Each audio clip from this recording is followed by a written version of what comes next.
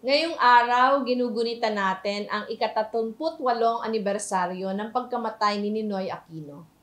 May dagdag na kalungkutan ang paggunita natin ngayong taon. Dala ng pagpanaw ng anak niyang si Pinoy nitong nagdaang Hunyo lang.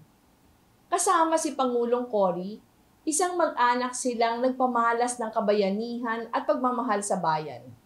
Binibigyang pugay natin ngayon ang tapang ni Ninoy nang pinili niyang talikuran ng pansariling kaginhawahan upang ialay ang kanyang buhay sa ngalan ng ating kalayaan. Sakripisyo itong bumago sa takbo ng ating kasaysayan. Ang hamon sa atin ngayon, siguruhin na mananatiling buhay ang bunga ng sakripisyong ito.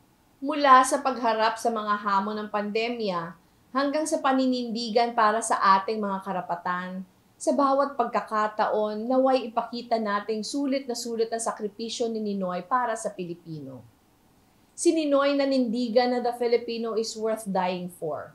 Si President Cory na the Filipino is worth living for. Kay Pinoy, the Filipino is worth fighting for.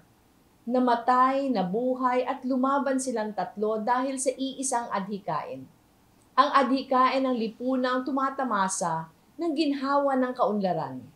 Isang lipunang patas at makatao kung saan iginagalang ang karapatan at dignidad ng bawat Pilipino.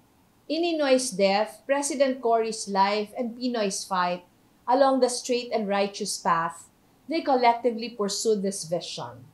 They showed what we all know to be the truth, that the Filipino is worth dreaming for. Naway patuloy tayong magsika para tuparin ang pinakamatatayog nilang mithiin para sa Pilipino.